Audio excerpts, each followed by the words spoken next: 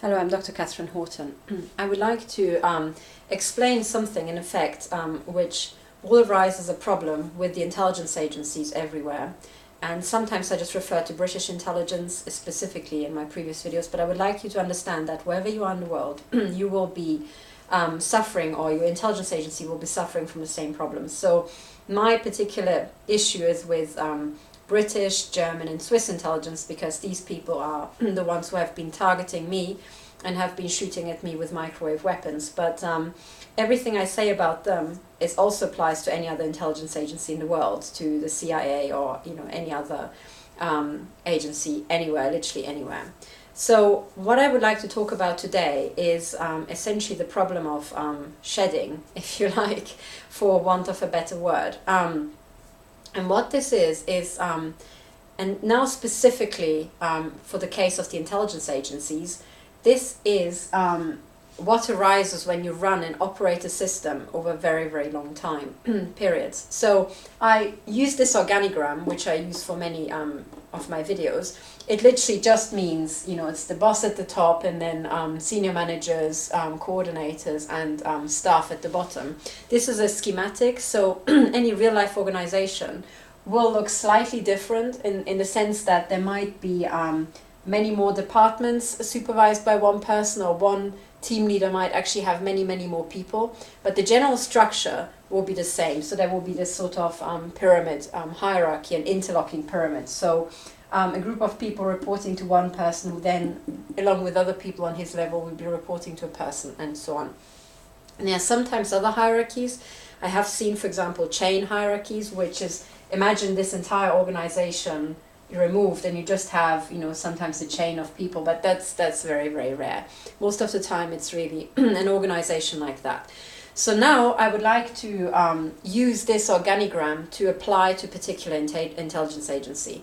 And intelligence agencies are very, very important and kind of, very, how to put it, difficult organizations to deal with, simply because of the particular activities that they engage in, essentially. In my previous video, which was entitled Deprogramming from Brainwash, I already went into the details, for example, saying that an intelligence agency really should be called a sabotage agency, because what they're doing is either sabotaging someone's privacy or someone else's economic endeavors, in the case of industrial espionage, and many, many facets like that. So we could, for the sake of this video, refer to the intelligence agency as a sabotage agency.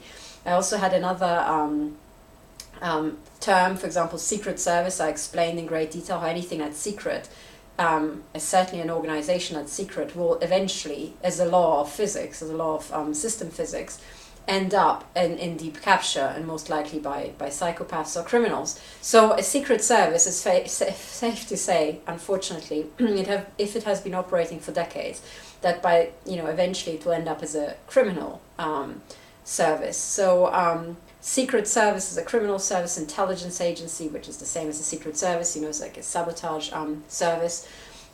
So it's an organization like that, and what they'll be engaging with is essentially sabotage or criminal activities for a state or a group within a state. By now we have heard so much, and again, I don't want to particularly pick on the British, but it is true that in the media there has been a lot about the British intelligence agencies in recent years. But the same, absolutely the same, will also be true of all other intelligence agencies. So if the same, if those problems, shall we say, haven't been uncovered in your country, that's because investigative journalists haven't dug them out yet. From a systems analysis point of view, a problem that arises with one system, if it's a very big system, will also arise in another system, of the same type. That's just how it is. So anyway, I'm going to take this now to mean a general, totally generic intelligence agency of some country. And I would like to emphasize that what the people, certainly here at the bottom, are doing is essentially sabotage or criminal activity for the sake of a state. Sadly. I mean, I would like to say, yes, they are all just protecting national interests. And yes, we can also argue with that, but most likely they are going to be taught certainly skills that are hacking or breaking into homes or manipulating a car or, you know, planting bugs or doing any other sort of activity that actually fundamentally subversive. You are subverting the security of a home, of a car, of a computer system, and so on and so on. So this is just a skill set, you know, that these people have. Now, if you run an organization like that, most people, if they think about the Secret Service, they just think about the stationary concept, you know, the organization and the Secret Service. It could be MI5 or MI6 or the BND or the CIA. And it's like a construct in their mind. But like any other human organization, it is actually a dynamic system. And also, it's not a perfectly contained system. In our minds, the CIA or MI5 just exist. And they're just there, and they've been there before we were born, and they will continue. And it's just that system. But how does it look in practice? And what's happening with these organizations in a dynamic environment? Well, one of the key effects I would like to talk about today is the shedding of employees, essentially. And what that is if you run an organization like that, sooner or later, someone is going to retire. Okay, so, you know, this person retires, fine, you know. And then they will be replaced, maybe someone moves up, you know, like that. And then you have recruits further down, so, you know, that has happened. But then later on, you know, maybe some senior person leaves here because, I don't know, they want to take another job and they don't really want to continue working in this environment. So, you know, again, somebody moves up and so on and so on. And this process will just continue. So what will eventually happen, and notice the actual level at which people are leaving. So you will have, you know, people of senior level leaving, in the middle management leaving. Also, sometimes people don't want to stay in the intelligence agencies, so, you know, you have somebody just disappearing, you know, out here, and they will be just, the places will be filled by recruits and so on. And so on and so on. And if you operate the system for long enough, you'll notice that what you're essentially doing is you are shedding some of your employees and you release them into the outside world. Okay, but as soon as these people leave, I mean, maybe someone retires and then does absolutely nothing after that. And it could be possible, but in most cases these days, especially if you look, for example, at the heads of intelligence in recent years, for example, in the UK, when they left, they went on to work for corporations. So that happens quite a lot. So you will have, you know, literally even heads of intelligence leaving, and then again you'll have this cascade of people, you know, moving up, and so on. And the organization will be this dynamic environment. Now, if you look at this, already what you can see is that the people who have been, who are leaving the organization here are creating a small structure which already has a lot of the capabilities that the original organization had. So there's nothing preventing these people from going out and, you know, creating a little company. This would be maybe a security company, you know, working on, I don't know, whatever they could be working on, securing homes, securing corporations, and so on and so on. But as this process continues of people just continuing to leave, right? Here, someone on that level leaves, then, you know, other people leave here, maybe someone from here, you know, and bit by bit, if you just think about this organization being run over many, many years, one of the things that will transpire is that before you know it, you will have a setup like that, right? What you essentially have is, from the employees that have been shed, you can assemble an entire organization by itself. And you have the big state-owned intelligence agency here, and here you can have something that is private. Okay? And you can calculate at what point will the actual number of people outside the intelligence agency be the same size or larger than the state intelligence agency itself. And if you just look at the rate of what fraction of people leaves, so let's make the the actual calculation simple. If it's, let's say, every year, this is I think I hope so. I hope this is a ludicrously high number. But let's say, here the overall migration out of the oops, sorry, that's too high. The overall migration out from state to the private sector is maybe 10%. Okay, that's far too high. So 10% per year. So per year. Now this is too high because I don't think the intelligence agency is actually replacing 10% of their population, of their employees every year. I hope this number is a lot smaller than that. And not everybody who leaves the employment of the intelligence agencies will end up working for a private intelligence company. They could be working as computer programmers or many other jobs, but just for the sake of the exercise, let's say it's 10%, and all of them end up in the private sector working for intelligence, or some sort of security company, doing exactly what they did before. And this effect of them doing exactly what they did before is actually very, very common, simply because people don't really have the time or have the inclination of learn a different skill set. Everybody would like, especially later on in their career, use what they have learned already and try to find a job within that. So actually there will be, something like that will happen, and you can tweak the numbers later, but I just want to show you the general effect. So what you have, if 10% of the government organization is shedding, or 10% of the employees are shed by the government organization, is that after 10 years, so if this is 10% per year, then after 10 years, so times 10 years, right? Sorry, this is per annum in Latin, so I just used annum there. Then you will have 100%, right? 10 times 10% is 100%. So another year, in other words, just within 10 years, there will be out here an organization which will be exactly the same size. So actually there will be, this thing will continue and it will look more like, so it's still within your picture. So,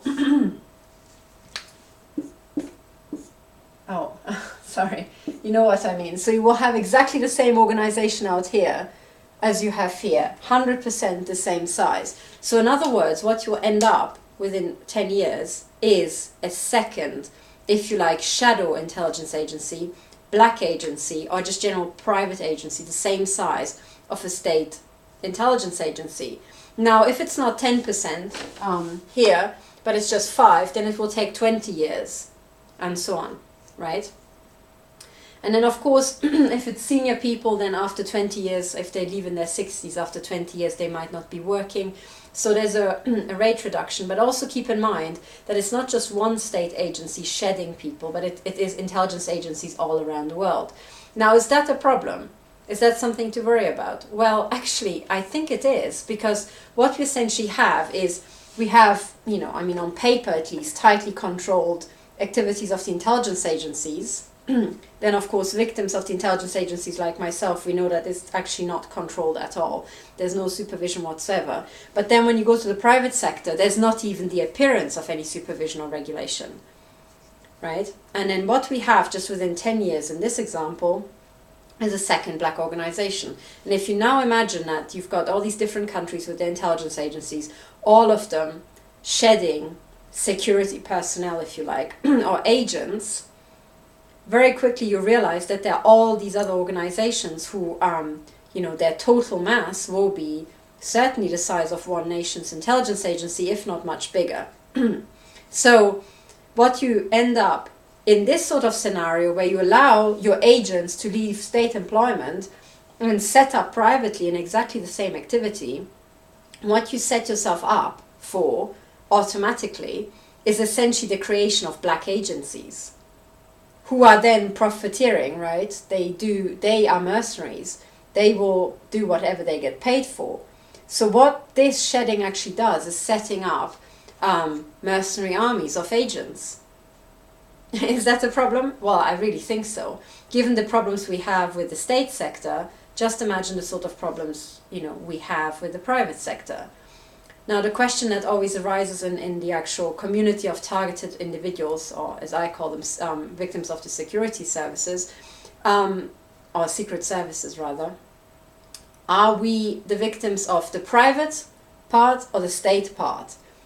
Well, I would say it is perhaps a mix of both, in the sense that if you have weapons testing done on you or pharmaceutical testing, then, you know, a private intelligence agency essentially could be doing that. However, wherever you are in a country, if the state organization wouldn't allow it, it couldn't continue, because at the end of the day, these people, the state sector, still has authority to weed out any sort of terrorism. In fact, they have not just authority, they have a public task to weed out terrorism. So if it was literally just to do with a private corporation, which I admit is a huge problem, right? These mercenary agents here. If it was just that, and you would just notify your national intelligence agency, you can notify them by just sending an email to your friends about that, as we know, because they're reading everything that we're writing. So sooner or later an intelligence agency would know about it, and they could clear it out. They could sort it out if they would want to. If they don't sort it out, it means it is them themselves doing it, right? Because they certainly have the personnel to solve the problems. But if they choose not to, it's because they are doing it. They want it to be done.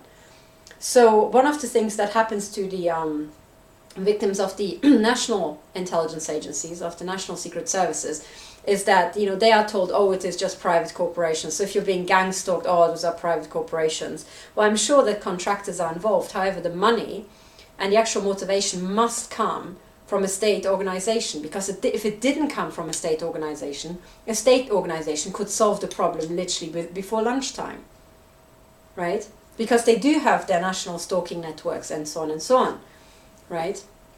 And they can find it out. So if they don't, it is actually themselves doing it. Okay, so that aside, so this is now to clear out this question of, oh, you know, is it a private or state sector? I think it depends. I mean, if it's intimidation, if you have been an activist for some big corporation and then suddenly you start being harassed and stalked on a small scale and maybe have some hacking done, it could be a private, you know, private organization. But then if it persists for years, you know, past your actual activism, well, a corporation doesn't really have an interest in continuing to pay for your harassment. So what it would actually mean is that it's the state sector doing it, and you've just ended up on this general like harassment list, and you know the harassment is being pooled, and the actual manpower, the gang stalkers are being pooled between agencies and between the state and the private sector and so on, and you're on that list and you're just being stalked. Sorry, forgive me. Okay, so you know that there are fine differences, but if a state organization doesn't solve the problem, it is them doing it. Okay, so that's just that. That's to answer the obvious question from the victim community.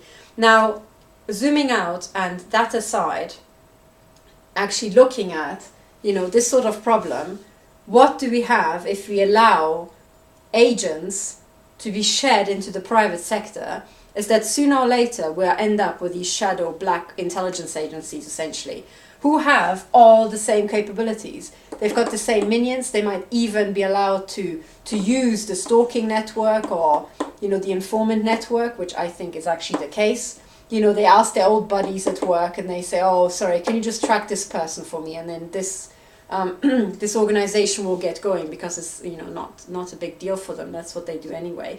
So you will have these really close links, and actually, you know, it will be business. So actual, you know, the links between here and here might be just as tight as the links between here and here, even though this is a private part of the enterprise. And I think that's what's going to happen. We end up in this, and I think we have ended up in this blancmange of state and private contractors, right? Now this is an absolute disaster. This is an absolute disaster, as has been pointed out by Christopher Story. He says if we just think about it for longer than a second, we'll realize what a a hugely damaging, a hugely problematic issue that is. So I will include the link to that interview in which he said that.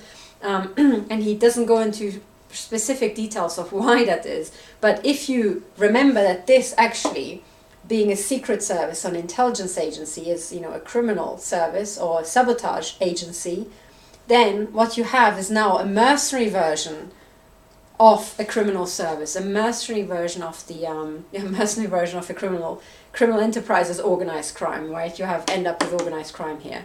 If you just call them sabotage services, well, you've got a mercenary version of hugely powerful, hugely skilled people working in sabotage. Do we really want to have that in our society? An extra private sabotage sector? I don't think so. I think we'll see, and I think we are already seeing problems through that, right? But this sort of shedding is, part of the landscape now. And I'd like to finish off with referring you to this article, which I encourage everybody to read, because this is an interview with Sir John Scarlett, and it appeared on the Telegraph, the UK Telegraph, on the 9th of May 2011. It's called Sir John Scarlett, MI6 has no room for mavericks. Here, and that's a picture of Sir John Scarlett. This is actually this. I keep coming back to this article because this one has got so many just howling, outrageous things in it. It's just like something in every paragraph. But one of the things that is actually talked about here is what he has asked is, for example, why, though, should we, so this is now Britain, should we, a medium-sized power on the fringe of Western Europe, spend hundreds of millions of pounds spying on the world? If we are heading for Belgian-sized navy, then why not have a Belgian-sized intelligence apparatus? And the answer from Sir John Scarlett is, I have absolutely no expectation that any of that will happen. I think that's a fantasy. It's a non-issue as far as I'm concerned. So intelligence will remain a core British industry? Yes. Okay. Now, analysing that for a second, first of all, looking at this, you know that Sir John is entirely correct.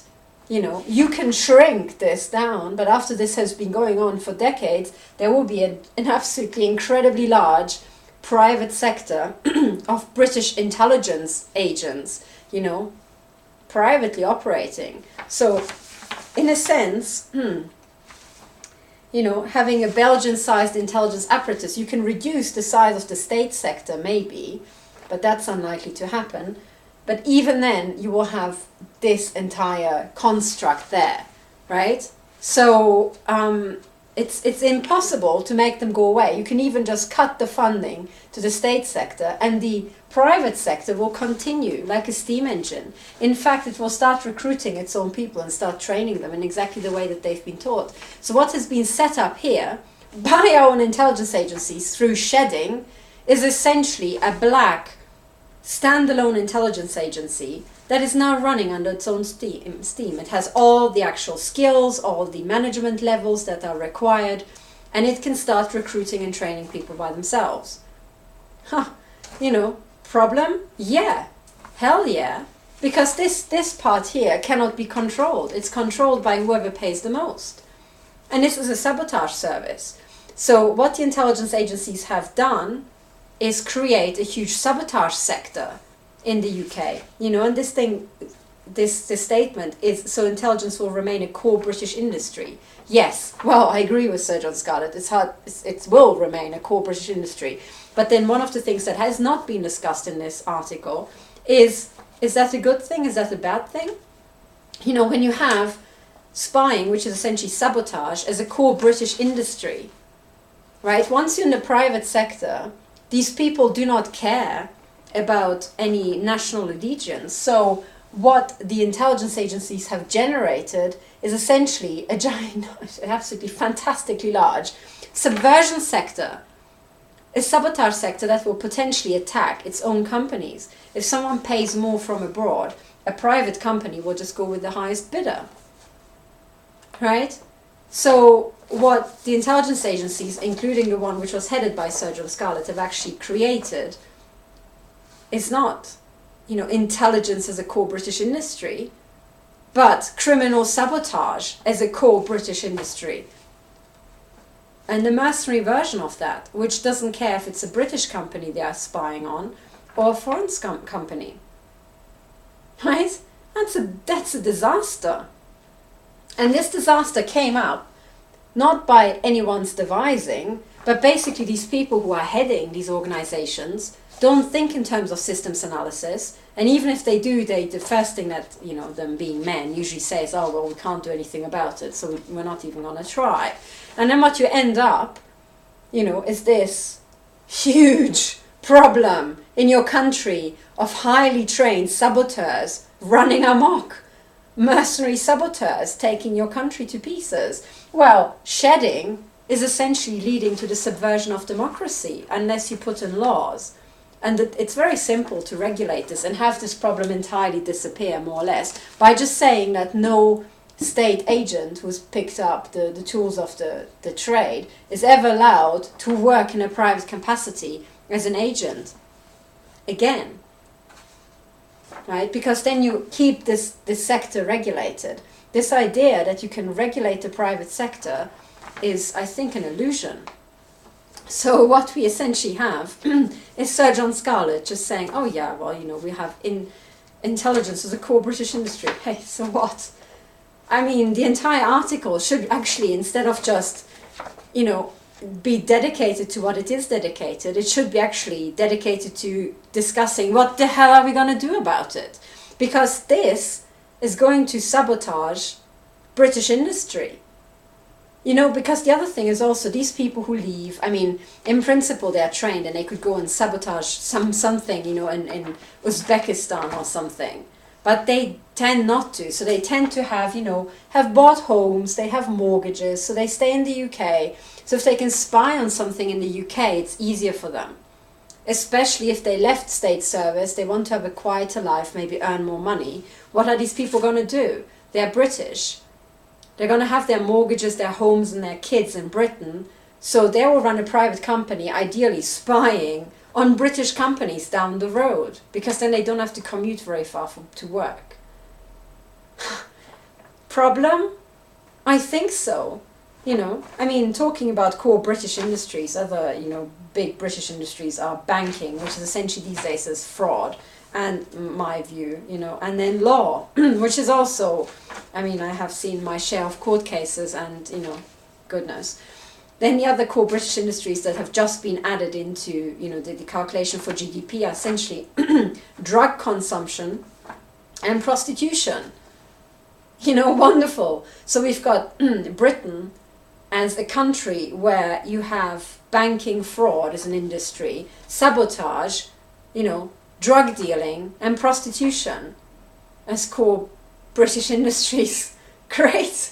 That's amazing. And if you actually want to do something else, you have a software company, or you want to have, healthy living or anything else as your business, well, what you're going to be subverted by is these mercenaries stealing your IP, your intellectual property, sorry. Or, your entire town and community being swamped by drug addicts because you're competing with another really destructive industry. So shedding, in the terms of the intelligence agencies, is literally a disaster because what you're creating is hordes, literally entire hordes of mercenaries. And mercenaries are a huge problem. They have also been a problem in medieval times and throughout the ages, essentially, because mercenaries will, like everybody else, continue doing what they have done, as for their work. They will not learn something and re-educate themselves to become plumbers or something like that. So what you have is with mercenaries is essentially hordes, roaming hordes of saboteurs. Yeah? And this is what you have here, roaming hordes of saboteurs, highly skilled, trained by MI5 and MI6 themselves, right? And the links here, essentially the links on equal level with old colleagues tend to be even stronger than the links with the people below. So a person's link to an old colleague is stronger than the link here within the organization, right? Now that's a huge problem. Okay, so this is the world we're dealing with, the world we live in. I think we have to start a debate about the intelligence agencies as quickly as possible. And if you can help us to actually kickstart this debate and also mention the many, many victims that suffer at the hands of the intelligence agencies, that would be really good. Thank you for listening, and bye for now.